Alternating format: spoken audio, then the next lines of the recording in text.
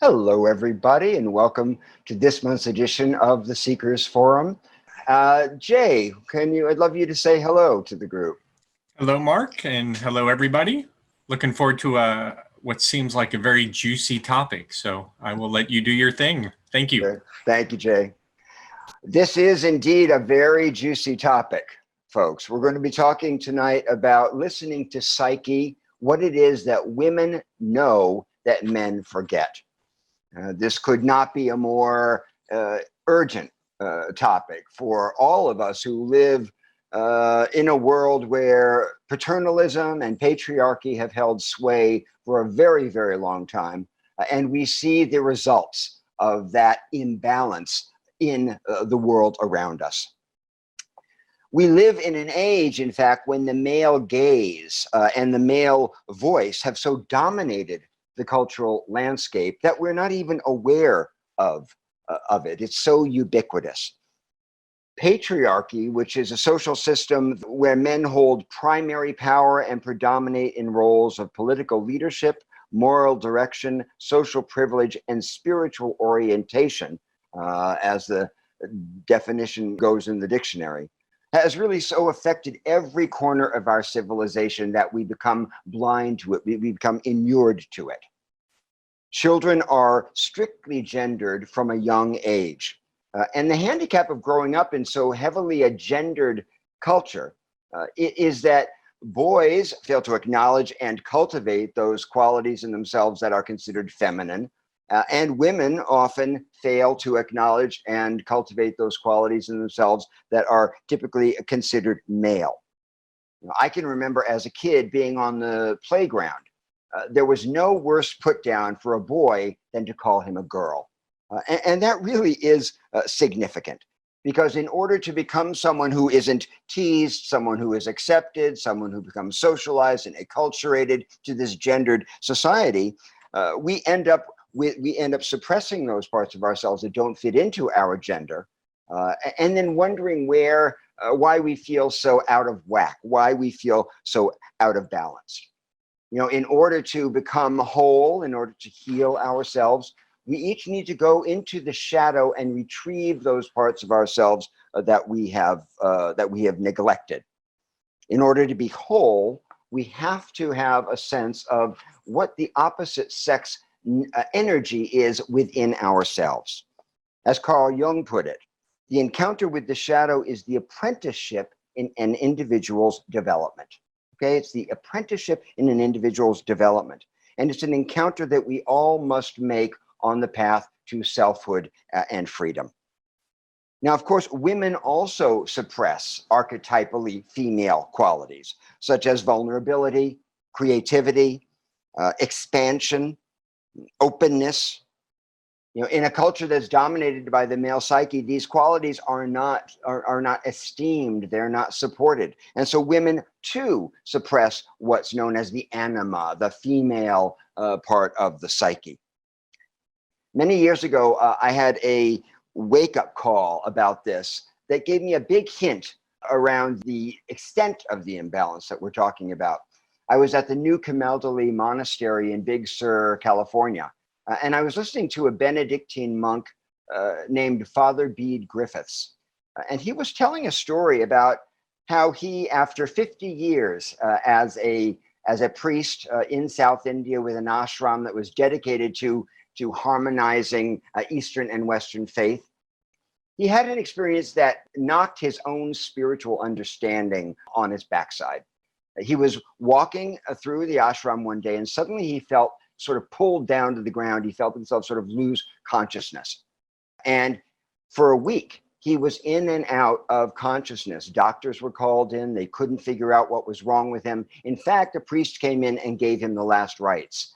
And then one night, after about a week or so, when Bede was slipping in and out of awareness during the night, he heard a voice say to him, "Remember the mother." Out of nowhere, "Remember the mother." And he thought about this. He took this very deeply to heart. He recovered from whatever it was that was ailing him, and he went on to live another 20 years. And what he said afterward was that It was a breakthrough to the feminine. He said, I was very masculine and patriarchal and had been developing the animus, the male part of the psyche, the left brain, all of this time. Now the right brain, the feminine, the earth power came and hit me. And after that happened, he dedicated the rest of his life to integrating the feminine, the divine feminine, into his understanding of theology and the divine. So what is it that happens to us precisely when we listen to the psyche? What do women know that men forget? And in what ways do women undervalue their own wisdom?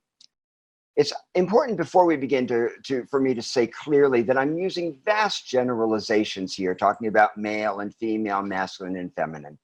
There are men who are deeply in touch with their vulnerability, deeply in touch with their so-called feminine side. There are women who have no sense of what it means to cherish the anima or to connect to that mother energy. So we're using big generalizations to make a point. It's a concession to language in a way that we need to speak this way.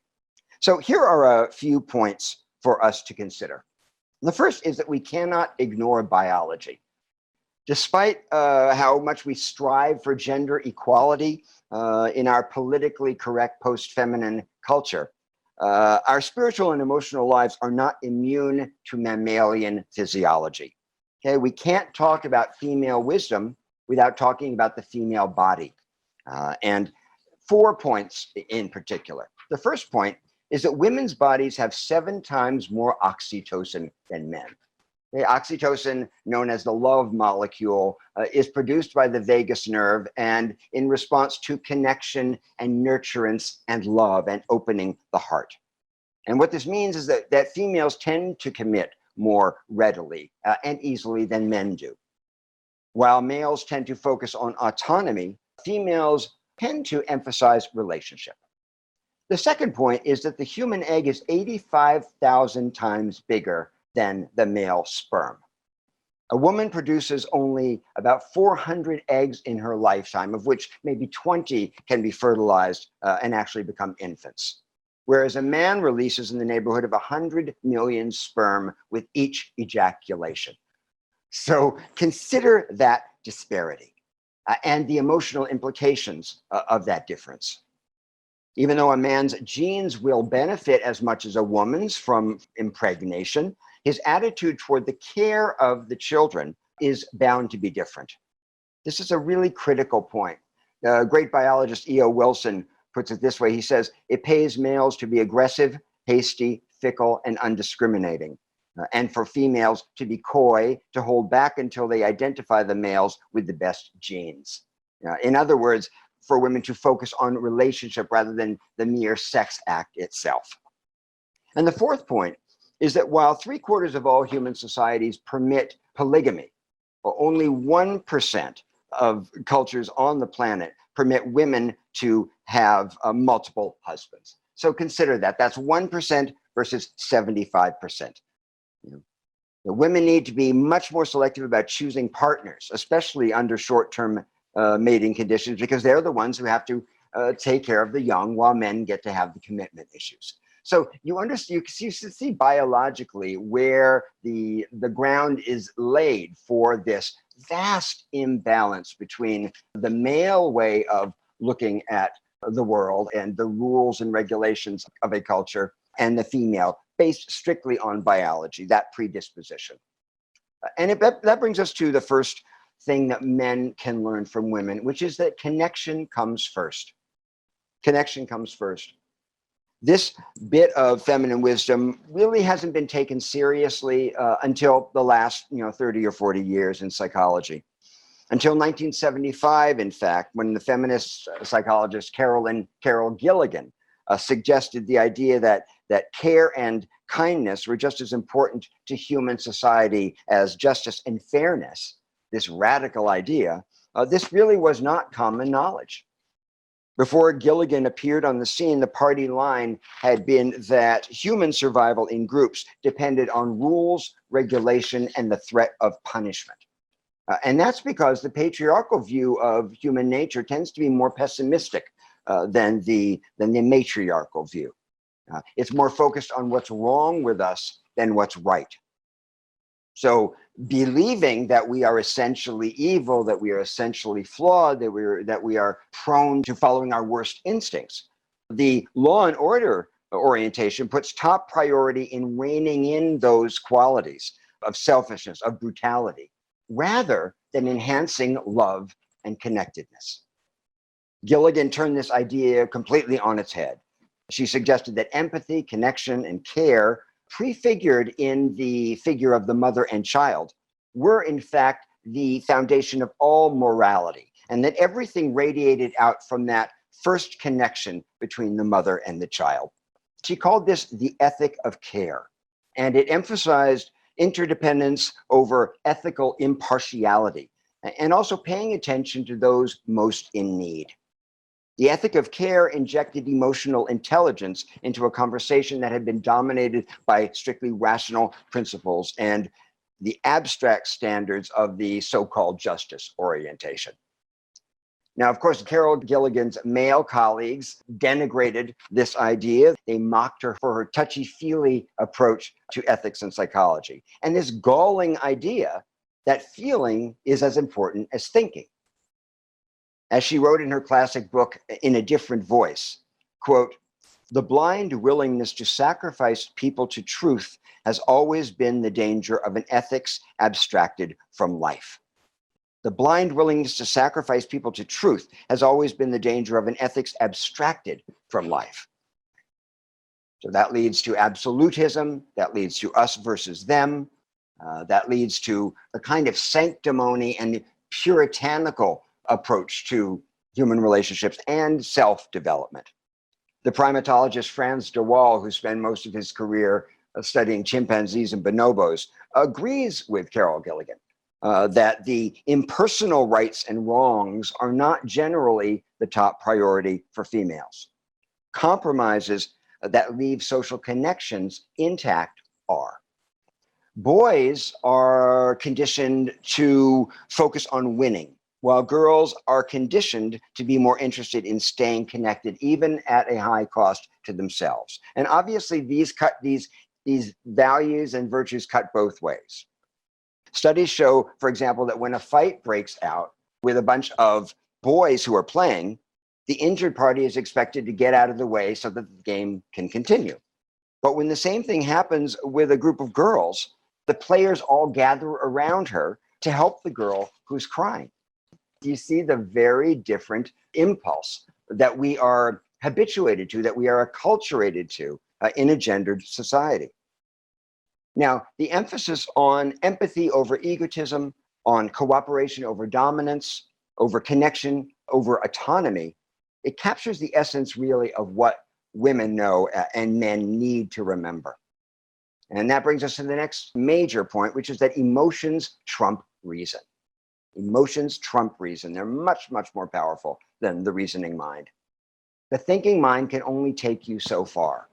You can't think your way into love. You can't think your way into creativity. You can't think your way into inspiration. You can't think your way into a faith.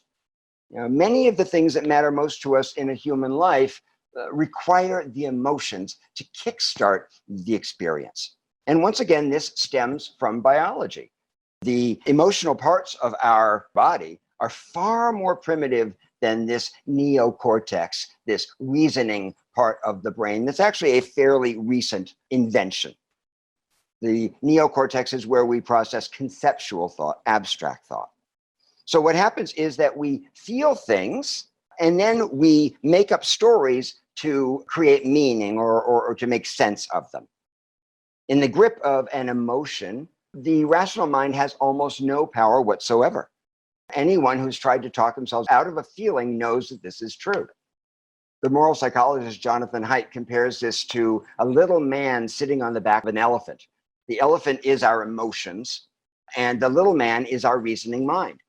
So as much as he struggles to steer the elephant this way and that, he can't do it. You know, the elephant is immune to his screams. And that is how we are with our emotions. So to cover up the weakness of reason, the weakness of logic, we make up stories about reality. Okay, and this goes for both men and women.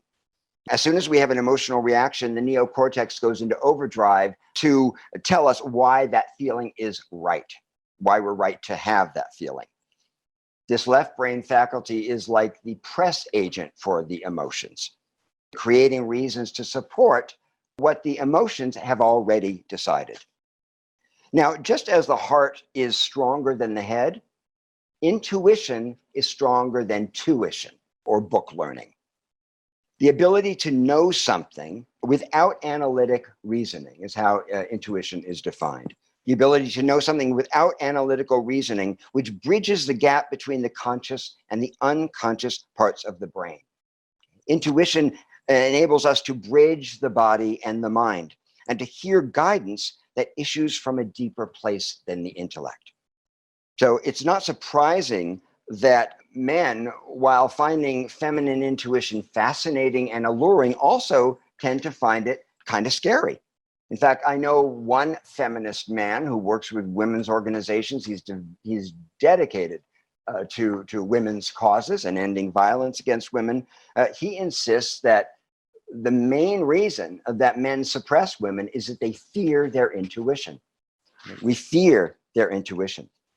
So many men spend a lot of time in the confines of the reasoning, rational brain.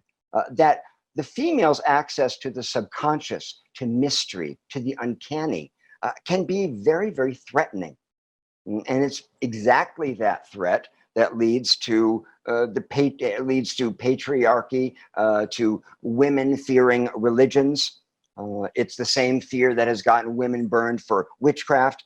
And has also just led to the suppressing of feminine wisdom in general.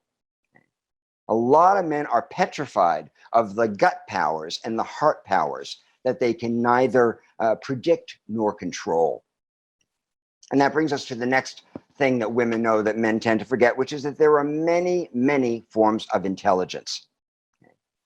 In an IQ-obsessed culture, this is anathema. So for so long, intelligence has been believed to be the province of the thinking mind, that the idea that feelings have their own intelligence seems almost absurd. But remember, Descartes said, cogito ergo sum, I think, therefore I am. He didn't say, I feel, therefore I am. And from that choice, so much of our misunderstanding of what actually makes us tick has ensued. The highest form of intelligence is not cognition, but empathy. Dan Goleman, who wrote the classic book on emotional intelligence, said to me that empathy is the prime inhibitor of human cruelty. Empathy is the prime inhibitor of human cruelty. Without empathy, our species would have died out a long time ago, as well as those qualities that are connected to the heart and to female wisdom. Things like mercy, compassion, vulnerability, openness, sensitivity, even altruism. Were not taken seriously by the male-dominated sciences, to say nothing of the culture at large, until the 1970s when wonderful Carol Gilligan came along. Without the ability to feel empathy, as we see in some of our public officials, we not only become callous, but in the extreme, it can lead to a kind of sociopathy, a kind of psychopathy. As it says in the Talmud, the heart is the seat of the mind. Without both, without a fair and equal balance of both, we are bound to get into trouble in our lives. We're bound to lose clarity. We're bound to become disconnected from both sides of the wisdom mind.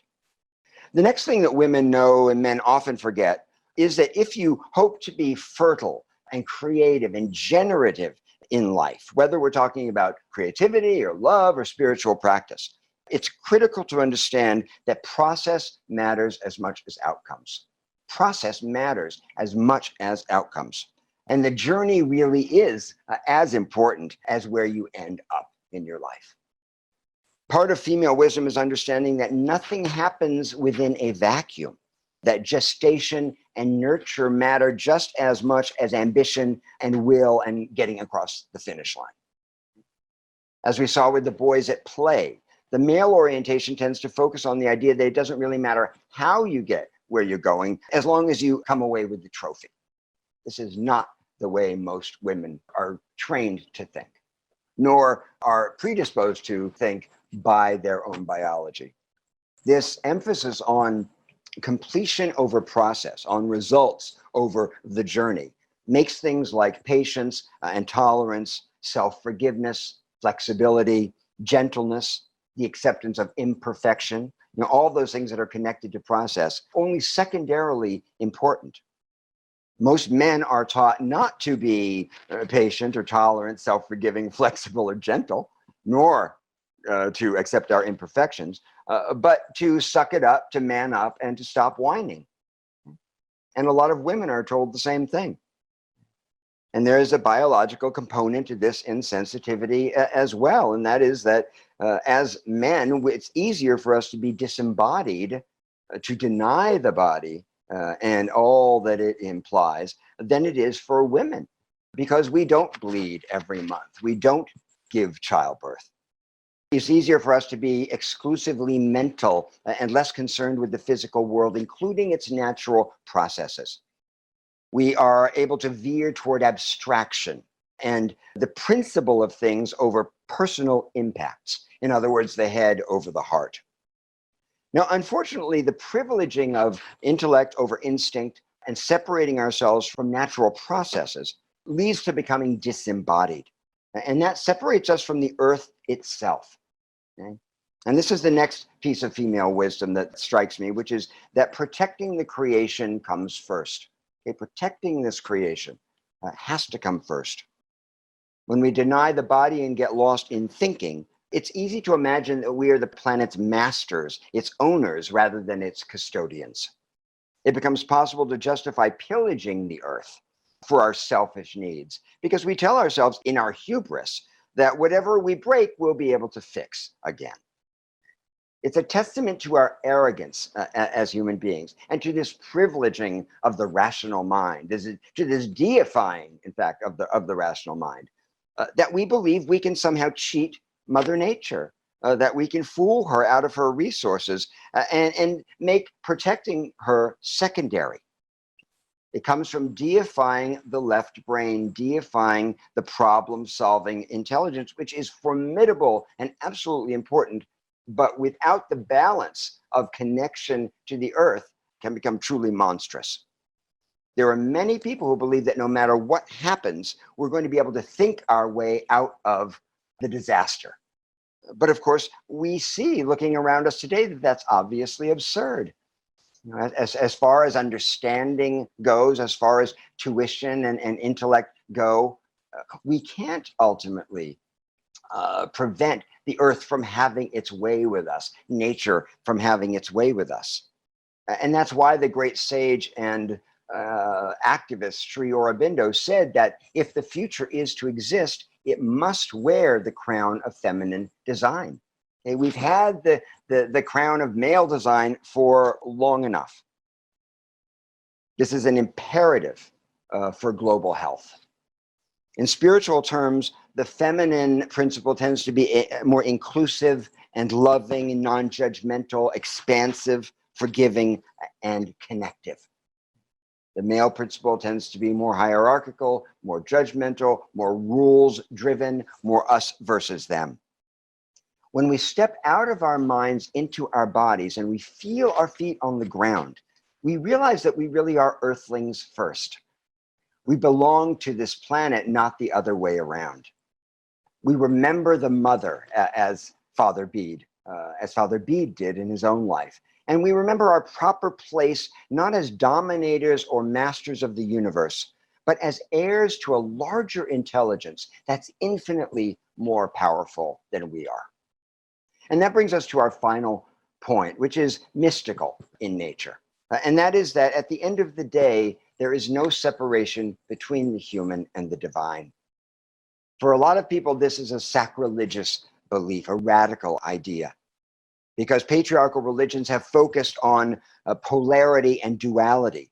putting the divine outside of ourselves and creating this one up, one down system between humans and the supreme intelligence, when in fact, no such separation exists. By placing the image of God in heaven, the men who invented these religions created a hierarchical system for dominating, for maintaining power over the spiritual lives of their followers. If God is up there somewhere, which they claim with no evidence, then we do indeed need intermediaries to reach him. It's never a her. We need intermediaries to reach this masculine God. And that's how we're kept in our place. That's how churches maintain power. If God is pictured as male and women are kept from positions of authority, then the suppression of female wisdom becomes institutionalized, which is exactly what has happened. Now, this patriarchal attitude runs directly counter to the mystic view. The mystic view of non-duality, of non-separation, and of the integration of body and mind and spirit. When we step outside this matrix of the male-dominated spirituality, we glimpse a very different reality where God isn't gendered and there is no separation between us and it. We come to realize, as Nisargadatta Maharaj said, that we are that. We are that thing that we are seeking. We move from either or, from this or that to both and instead of being stuck in the realm of opposites. We come to see a third possibility that integrates both sexes into a sacred whole, what used to be called the coincidentia oppositorum, the sacred marriage of opposites. That is a holistic spirituality. That's a spirituality that has both feet on the ground. It helps us to move from linear thinking to circular wisdom, from materialistic worldview to quantum reality, where all things interpenetrate and reflect one another, where endings are always beginnings as well, where male and female are of equal importance, necessary to one another, and doomed unless they learn to balance the qualities that they share. In many mystic traditions, they have the image of the sacred androgyne, the god that has both male and female characteristics. In Hinduism, he's called Shiva Ardhanarishvara. Jay, could we pull up that image of Shiva Ardhanarishvara? So this in the Hindu nomenclature, this is what that non-duality looks like. It's a seamless joining of the male and female. Okay, there is no conflict. So just ask yourself these questions, in your own time. They're great things to write to. First of all, how does biology affect your emotional relationships? How willing are you to negotiate to achieve a win-win resolution? Do you obey a monolithic belief in truth, capital T, or will flexible case-by-case truths suit you just as well? Would you rather be right or would you rather be happy? Do you find yourself saying it's nothing personal a little too often? Or are you the type of person who takes things a bit too personally and lacks objectivity when you need it? Do you tend to emphasize connection or independence, reconciliation or winning? Do you give as much importance to emotional intelligence as you do to IQ? Do you value intuition as much as book learning? And do you recognize how deeply it can help your life? And finally, what about this separation between the human and the divine? Where do you stand on the issue of non-duality? Do you look up to a God that is abstracted and not a part of who you are? Or do you recognize that this God is indwelling and as such a part of your human nature? So folks, I'd like to invite you to do a 10-minute writing exercise. Why don't we pull up that card, Jay? Okay, folks. I'd like you please to take 10 minutes to write about what you know intuitively that your mind rejects or tries to deny. Okay, what do you know intuitively that your mind rejects, that the rational mind rejects or tries to deny? We'll take 10 minutes to do that, please, and then we'll come back together as a group.